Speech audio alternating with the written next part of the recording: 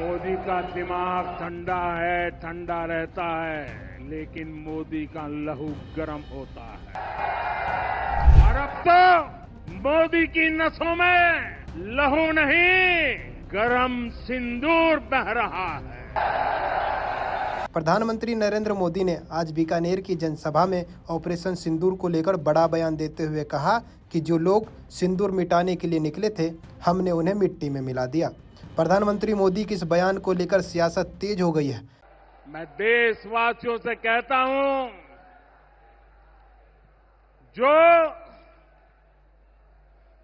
जो सिंदूर मिटाने निकले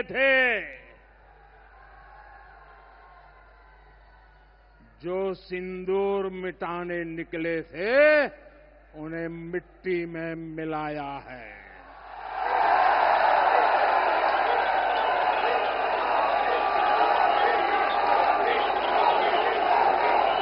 कांग्रेस सांसद इमरान मसूद ने इसे लेकर प्रधानमंत्री को घेरने की कोशिश की और कहा कि अगर प्रधानमंत्री ये कह रहे हैं तो उन्हें उन सभी आतंकवादियों के नाम भी उजागर करने चाहिए। उनके पास जरूर कोई जानकारी होगी। सहारनपुर से कांग्रेस सांसद इमरान मसूद ने प्रधानमंत्री मोदी के बयान पर प्रतिक्रिया देते हुए कहा कि अगर प्रधानमंत्री ऐसा कह रहे हैं तो उनके पास कुछ इनपुट तो होगा, इसलिए कह रहे हैं, लेकिन उसे उजागर कर देना चाहिए कि हमने ये आतंकी हैं और इनको मार दिया है। मसूद ने आगे कहा कि हम तो इस बात की उम्मीद कर रहे थे कि हम पीओके पर कब्जा करेंगे, लेकिन बटन दब गया सीज फायर का ऐसा बटन दबा कि सब कुछ खत्म हो गया, वरना हमारी सेना तो पीओके के अंदर घुस गई थी, हम जाकर कब्जा कर लिए होते। कांग्रेस सांसद ने अमेरिकी राष्ट्रपति के मध्यस्थता वाले बयान को लेकर भी निशाना साधा और कहा, हम ट्रंप के गुलाम नहीं हैं, कहाँ ले जा रहे हैं हम देश को भाई। चुनाव में समय है, 2027 में है, कांग्रेस और समाजवादी पार्टी का गठबंधन है। किस तरह से आप इस गठबंधन को देखते हैं, क्योंकि अभी बीते दिनों आपका एक बयान था कुछ वहां पे टिकट को लेके, उसके बाद वहां के समाजवादी पार्टी के जो विधायक हैं उनका उस पर पलटवार, उन्होंने प्रेस कॉन्फ्रेंस करी। अखिलेश यादव से जब सवाल किया जाता है तो कहते हैं ये हल्की बातों वाली बात मुझसे ना पूछी जाए। देखिए, मुझे नहीं पता क्या है, लेकिन हम लोग अपने कार्यक्रम पे लगे हुए हैं। हमारा कार्यक्रम संगठन सर्जन का कार्यक्रम चल रहा है और संगठन सर्जन के कार्यक्रम में हमारी प्रयास है कि हम बूथ लेवल तक अपने कार्यकर्ता को मजबूती के साथ खड़ा कर दें और कांग्रेस के उस पुराने स्वरूप को पाने के लिए हम जी तोड़ मेहनत कर रहे हैं। हमारा संगठन खड़ा होगा मजबूती के साथ। तो जो लोगों को ये बहुत गलत फहमी रहती है कि हमारे पास कैंडिडेट्स नहीं है, इस तरह के नैरेटिव बनाया जाता है कि आपके पास कैंडिडेट्स कहाँ हैं, तो हम उनको दिखा देंगे कि अब ये जिला पंचायत का चुनाव आ रहा है, उससे लड़ेंगे मजबूती के साथ, और उसके बाद विधानसभा का चुनाव आएगा। विधानसभा के चुनाव में आपको दिखाई देगा कि कांग्रेस कहां खड़ी हुई है।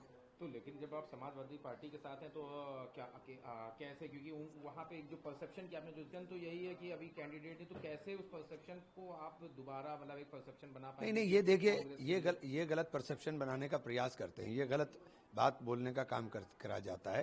तो हम लोग अपने आप में सक्षम है। कांग्रेस को किसी बैसाखी की जरूरत नहीं है। वोट राहुल गांधी के नाम पर पड़ा है 2024 के अंदर।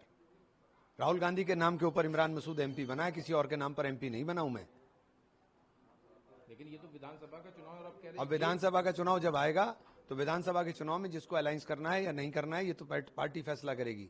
लेकिन कार्यकर्ताओं की हत्या कर करके राजनीति नहीं हो पाएगी, कि उनकी राजनीतिक हत्या की जाएगी। सारे नेताओं को आप खत्म करना चाहते हो तो खत्म नहीं हो पाएंगे, ऐसा नहीं होता है। हमारे लोगों की भी इच्छाएं हैं, हमारे लोगों की भी ख्वाहिशात हैं, उन ख्वाहिशात को ध्यान में रखा जाएगा। और संगठन जब गठबंधन का फैसला होगा, पार्टी करेगी। हम तो पूरी तैयारी के साथ चुनाव के अंदर जुटे हुए हैं। हमने फोकस किया हुआ है कि हम कम से कम 200 सीट ऐसी पहले फर्स्ट फेज के अंदर टारगेट कर लें जिनके ऊपर हमारा पूरा कार्यक्रम कंप्लीट हो जाए, और हम उसी के ऊपर पूरा फोकस किए हुए हैं।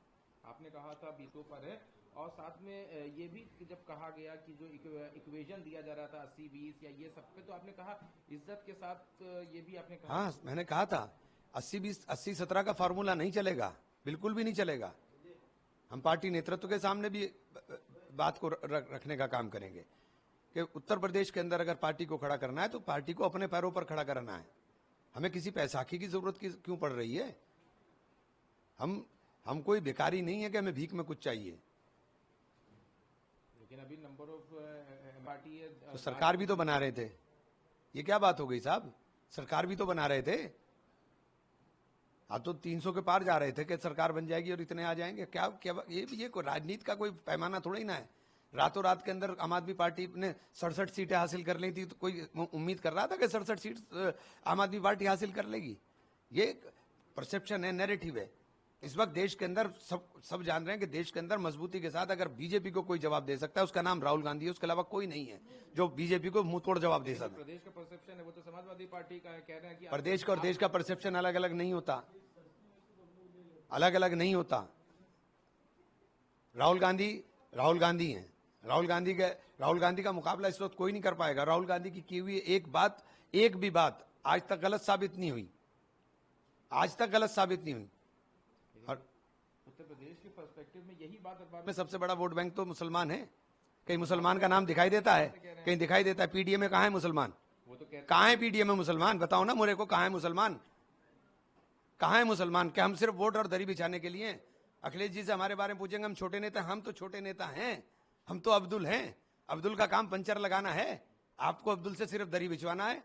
यहाँ अब्दुल को नेता बनाना है, बस फर्क इतना ही तो हो रहा है। आप क्या इतना खुल के इससे मुझसे ज्यादा पूछोगे? तो ए यानी कि जो उनका एक अभी आदि अरे क्या भाई, अल्पसंख्यक क्यों हैं हम? क्यों हैं अल्पसंख्यक? मुझे अल्पसंख्यक शब्द पे सबसे ज्यादा है। हम मुसलमान क्यों नहीं है? हम मुसलमान हैं। आपको मुसलमान कहते हुए शर्म क्यों आ रही है लोगों को, नेताओं को? क्यों शर्म आती है कि अगर अली गिरफ्तार हो जाएगा तो उसका नाम भी नहीं कोई ले पाएगा? क्यों? हमने कौन सा जुर्म किया है, कौन सी खता की है? हमने जंग आजादी में खून दिया है और अभी पाकिस्तान से लड़ाई तो सबसे आगे थे कि चलो भाई चलने को तैयार नहीं।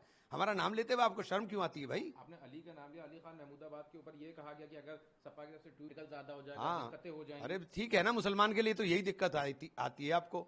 मुसलमान के लिए यही दिक्कत आती है। आजम साहब बर्बाद कर दिया वो सब लोगों ने मिलकर के। अब छोड़िए भाई यार, ये ज्यादा हो जाए।